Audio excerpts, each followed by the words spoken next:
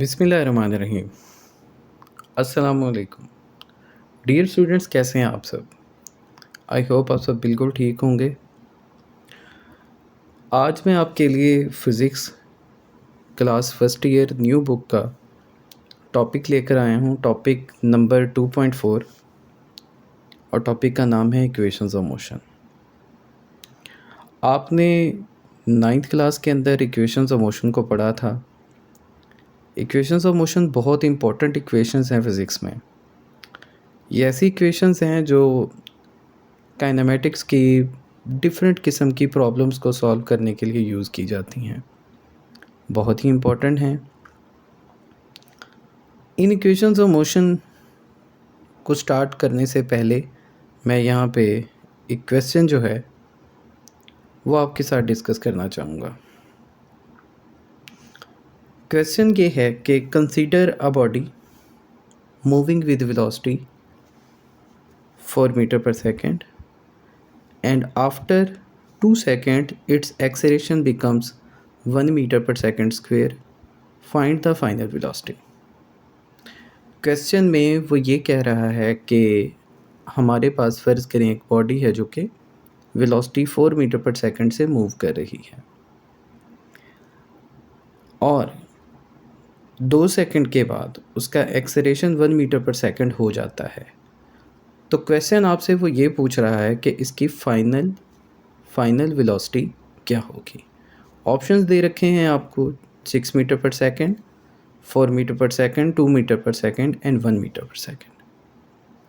हम इस क्वेश्चन को सॉल्व करेंगे, लेकिन उससे पहले हम इक्वेशंस ऑफ मोशन को डिस्कस करेंगे। ठीक है, सबसे पहले तो मैं आपको थोड़ा कॉन्सेप्ट दे दूँ इन इक्वेशंस ऑफ मोशन से रिलेटेड। इक्वेशंस ऑफ मोशन बच्चे हमारे पास 3 तरह की होती हैं। हमारे पास जो पहली इक्वेशन ऑफ मोशन जिसको हम डिस्कस करते हैं वो है V F is equals to V I plus A T. ठीक है, आज के लेक्चर में हम इसको डिराइव भी करेंगे। दूसरी इक्वेशन है S is equals to V I T plus half A T square. और इसी तरह से जो हमारे पास थर्ड इक्वेशन है ये हमारे पास होती है 2as equals to V F square minus V I square. ठीक है, तो ये हमारे पास 3 इक्वेशंस हैं। पहली V F is equal to V I plus A T, दूसरी S is equal to V I T plus half A T square, तीसरी 2as is equal to V F square minus V I square. अब ये जो हमारे पास तीनों equations of motion हैं, इनसे related एक तो इम्पॉर्टेंट बातें मैं यहाँ पे डिस्कस करने वाला हूँ। पहली चीज़ याद रखें कि ये इक्वेशंस कब वैलिड होंगी। ये इक्वेशंस उस वक़्त वैलिड होती हैं, याद रखिएगा, जब बॉडी जो है वो मूव कर रही हो स्ट्रेट लाइन में। ठीक है, बॉडी मूव कर रही हो, कंडीशन क्या है कि बॉडी मूव कर रही हो स्ट्रेट लाइन में। और जब वो स्ट्रेट लाइन में मूव कर रही हो तो ये बात ज़रूरी है कि बॉडी का एक्सेलरेशन जो है वो क्या होना चाहिए, कांस्टेंट। एक्सेलरेशन क्या होना चाहिए, कांस्टेंट होना चाहिए। तो अगर बॉडी कांस्टेंट एक्सेलरेशन के साथ स्ट्रेट लाइन में मूव कर रही है तो फिर ये तीनों इक्वेशंस जो हैं ये हमारे पास एप्लीकेबल हो सकती हैं। जो भी हमारा क्वेश्चन होगा उसके ऊपर हम इसको अप्लाई कर लेंगे, लेकिन कंडीशंस ये दोनों फुलफ़िल होना ज़रूरी है।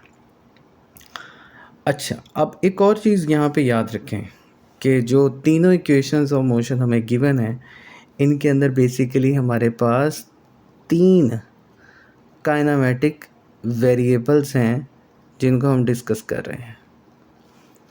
और वो 3 काइनेमेटिक वेरिएबल्स कौन कौन से हैं? उनमें एक है पोजीशन।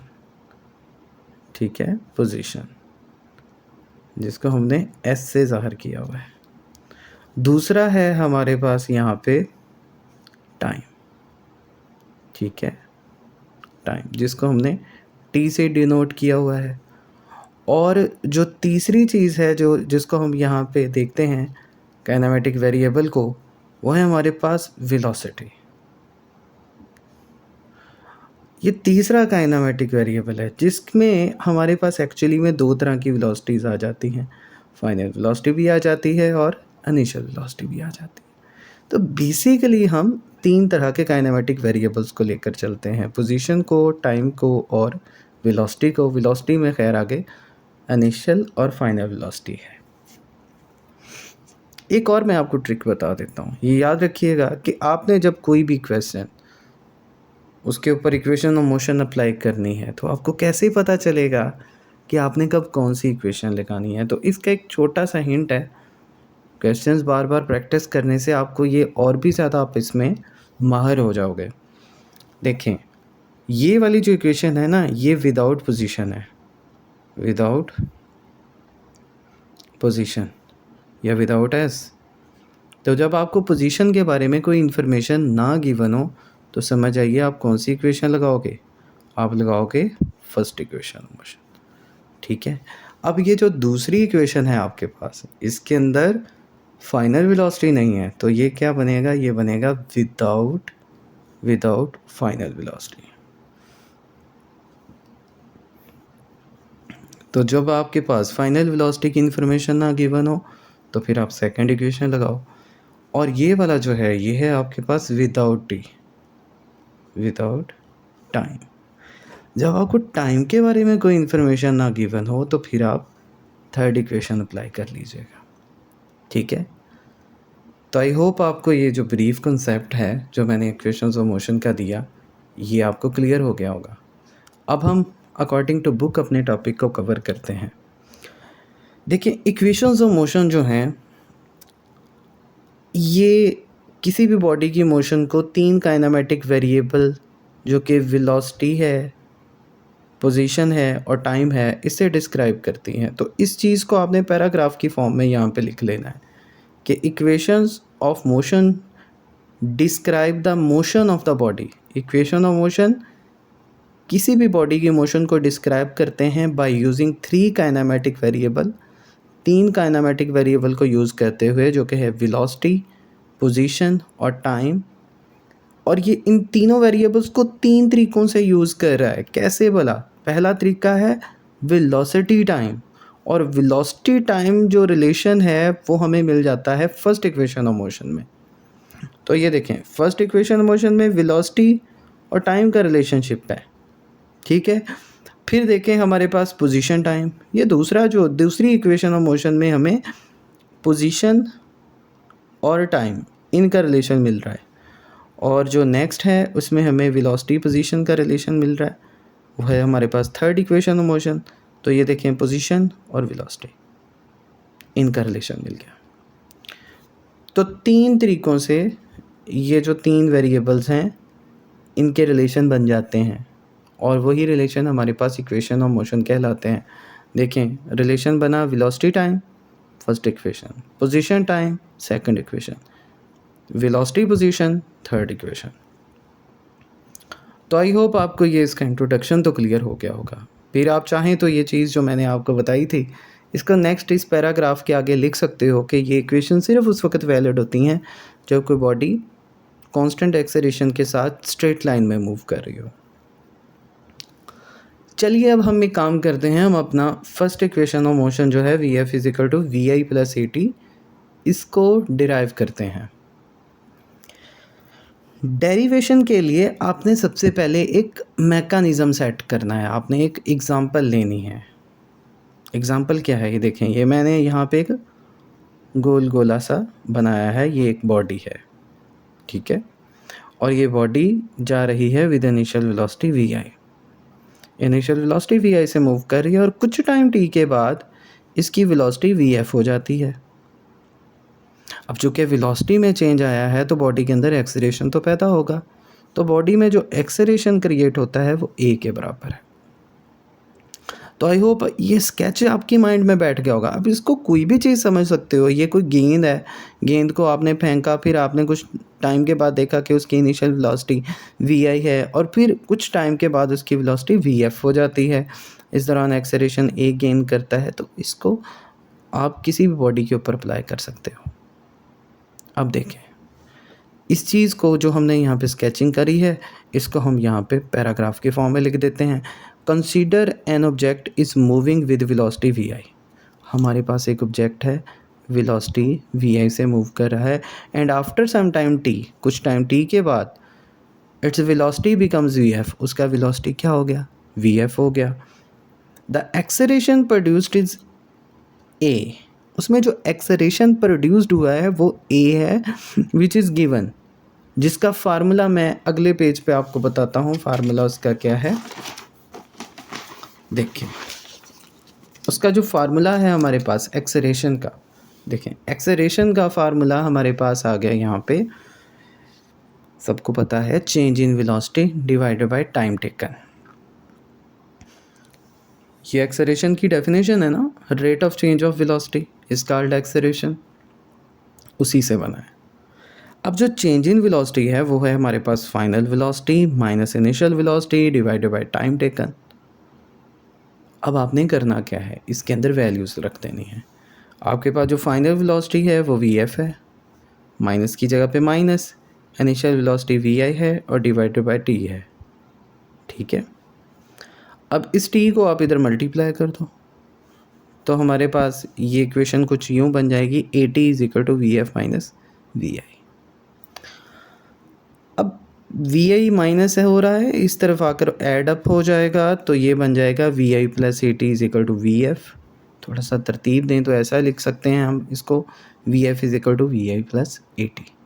तो ये रही आपके पास first equation motion. I hope आपको समझ आ गया होगा। बहुत ईजी है इसको प्रूव करना, बहुत ही आसानी से प्रूव हो गई और ये इसकी जनरल डेरिवेशन है। नेक्स्ट लेक्चर के अंदर मैं इसकी ग्राफिकल डेरिवेशन भी आपको करवाऊँगा। ओके, अब हमारे लेक्चर के अंदर एक छोटी सी चीज़ जो है वो अभी बाकी है, वो था वो पहला क्वेश्चन जो मैंने आपसे पूछा था। आइए देखते हैं कि क्या हम उसको फर्स्ट इक्वेशन से सॉल्व कर सकते हैं। तो चलो ट्राई करते हैं। चलें जी, क्वेश्चन की स्टेटमेंट दोबारा से देखो। क्वेश्चन की स्टेटमेंट ये है कि कंसीडर करें कि हमारे पास एक बॉडी है, मूव कर रही है वेलोसिटी 4 मीटर पर सेकंड से और कुछ टाइम 2 सेकंड के बाद उसका एक्सेलरेशन 1 मीटर पर सेकंड स्क्वायर हो जाता है। तो फाइनल वेलोसिटी आप बॉडी की मालूम करें। अब देखें यहाँ पे आपको इनिशियल वेलोसिटी गिवन है, टाइम गिवन है, एक्सेलरेशन गिवन है, फाइनल वेलोसिटी आपसे पूछी गई है। तो इसका मतलब ये है कि कौन सी इक्वेशन लगेगी, फर्स्ट इक्वेशन ऑफ मोशन।